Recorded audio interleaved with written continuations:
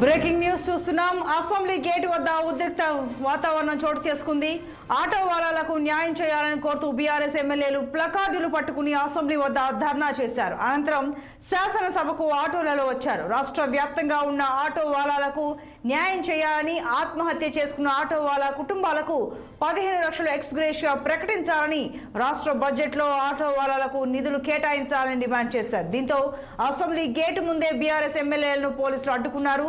పోలీసులకు బీఆర్ఎస్ ఎమ్మెల్యేలకు మధ్య తీవ్ర వాగ్వాదం చోటు చేసుకుంది. చివరకు ఆటోలు దిగి అసెంబ్లీ లోపలకు వెళ్లారు.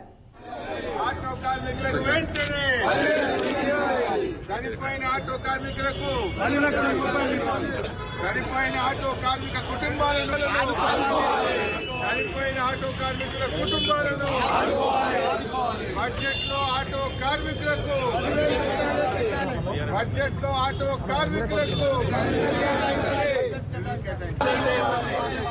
మృతి చెందిన ఆటో కార్మికుల కుటుంబాలను జై తెలంగాణ, జై తెలంగాణ, జై తెలంగాణ.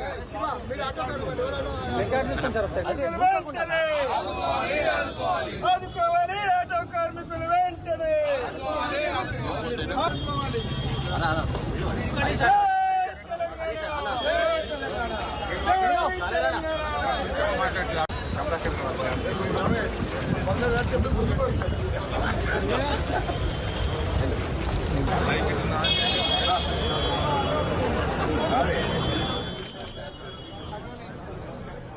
బ్రేకింగ్ న్యూస్ చూస్తున్నాం. అసెంబ్లీ గేట్ వద్ద ఉద్రిక్తత చోటు చేసుకుంది. ఆటో వాలాలకు న్యాయం చేయాలని కోరుతూ బీఆర్ఎస్ ఎమ్మెల్యేలు ప్లకార్డును పట్టుకుని అసెంబ్లీ వద్ద ధర్నా చేశారు.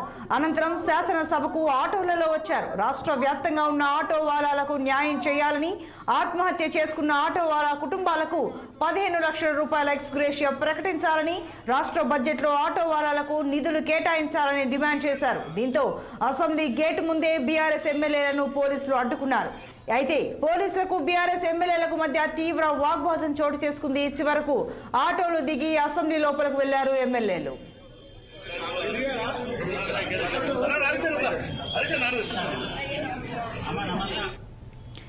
ఇక బీఆర్ఎస్ నేతల నిరసనకు సంబంధించి మధ్య సమాచారం మా ప్రతినిధి శ్రీనివాస్ ఫోన్ లైన్లో అందిస్తారు. శ్రీనివాస్, చెప్పండి. ఆటో వాలాలకు పలు రకాలుగా న్యాయం చేయాలని డిమాండ్ చేస్తూ బీఆర్ఎస్ ఎమ్మెల్యేలు అయితే అక్కడ నిరసన తెలియజేస్తున్నారు. అయితే ఆటోలు దిగి మరీ శాసనసభ లోపలికి వెళ్లారని తెలుస్తోంది. అసలు అక్కడ పరిస్థితి ప్రజెంట్ ఏంటి?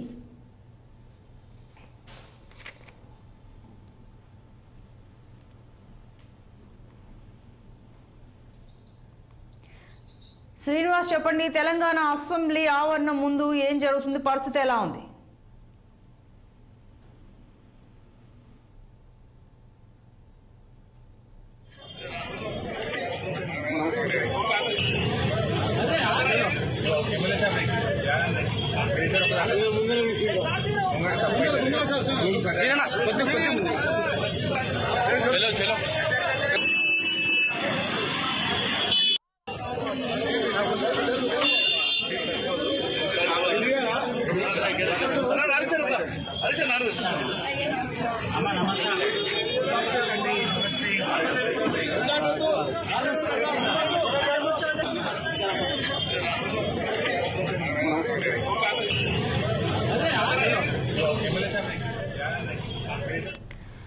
శ్రీనివాస్, చెప్పండి. ఆటో వాలాలకు పలు రకాలుగా న్యాయం చేయాలని డిమాండ్ చేస్తూ బీఆర్ఎస్ నేతలు వారికి మద్దతుగా అక్కడ నిరసన చేపట్టారని తెలుస్తోంది. అయితే పోలీసులు అడ్డుకోవడంతో ఆటోలు దిగి మరీ అసెంబ్లీ లోపలికి ప్రవేశిస్తున్నారని తెలుస్తోంది. ప్రజెంట్ సిచ్యువేషన్ ఏంటి అక్కడ?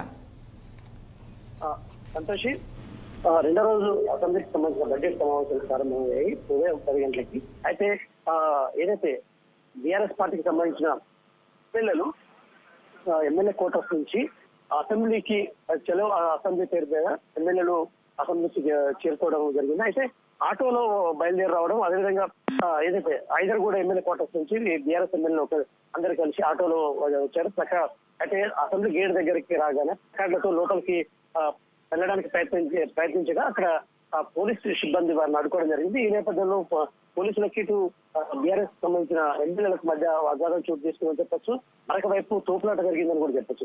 ఈ నేపథ్యంలో ఏదైతే ఈ కుతుబుల్లాపూర్ ఎమ్మెల్యే వివేకానంద గౌడ్ పోలీసులతో మధ్యాహ్నం చేయడంతో పాటు అటు ఏసీపీ సంజయ్ కూడా బిజినెస్ పిలవను అని తిట్టడంతో అక్కడ ఘర్షణ వాతావరణం చోటు చేసుకుంటూ పోలీసులు వాళ్ళని అడ్డుకోవడంతో అక్కడ పోరాటం జరిగిందని చెప్పొచ్చు. ఈ నేపథ్యంలో పోలీసులకు ఇటు బీఆర్ఎస్ పార్టీ ఎమ్మెల్యేలకు సంబంధించిన ఎమ్మెల్యేలకు మధ్య ఘర్షణ చోటు చేసుకుంది. ఈ లోపు ఇటు ఎమ్మెల్యేలకు అయితే గేట్ తోసుకుని లోపలికి వెళ్ళడం జరిగింది. ఎమ్మెల్యేలు ఏదైతే బారికేడ్లు తొలగించుకుని లోపల ప్రయత్నించగా పోలీసులు అయితే వారిని అడ్డుకున్నారని చెప్పొచ్చు. ఈ నేపథ్యంలో ప్లకార్డులు ఏదైతే ప్లకార్డులు పుక్కడ పడేసి వస్తేనే లోపలికి అనుమతిస్తామని కూడా పోలీసులు వాళ్ళని అడ్డగించారు. ఎమ్మెల్యేలు మాత్రం ప్లకార్డులు పక్కన పెట్టగా వాళ్ళు పోలీసులు లోపలికి అనుమతించిన పరిస్థితి. ఈ నేపథ్యంలో ఏదైతే ఆటో డ్రైవర్లు కాంగ్రెస్ పార్టీ అధికారంలోకి వచ్చాక ఆటో డ్రైవర్లు ఆత్మహత్యలు చేసుకుంటున్నారు. ఆటో డ్రైవర్లు ఉపాధి కోల్పోయి ఆత్మహత్యలు చేసుకుంటున్నారు. ఖచ్చితంగా ఆటో డ్రైవర్ల సమస్యలపై బీఆర్ఎస్ ప్రభుత్వం వాళ్ళకు అండగా ఉంటుంది. అదేవిధంగా అసెంబ్లీలో నిలదీస్తామంటూ నిరసనగా ఎమ్మెల్యే కోటర్స్ నుంచి అసెంబ్లీకి ఎత్తి రావడం జరిగింది.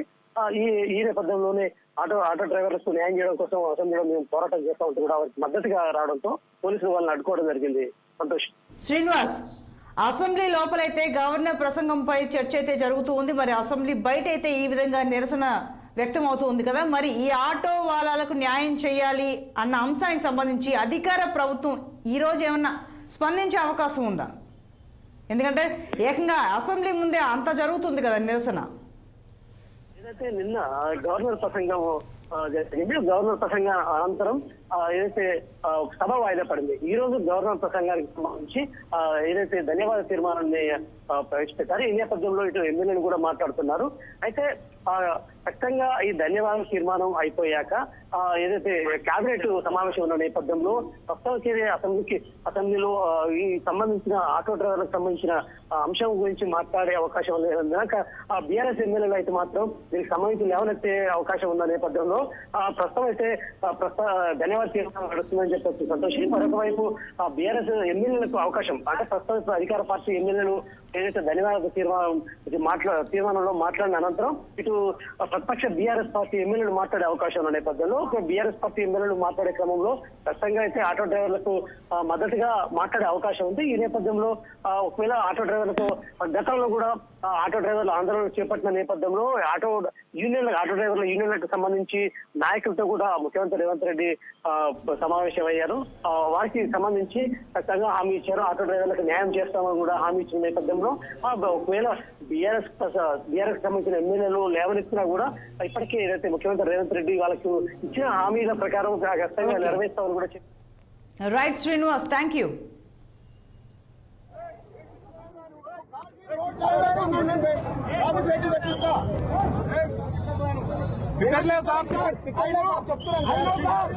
నాకు తిట్టడం రాదు.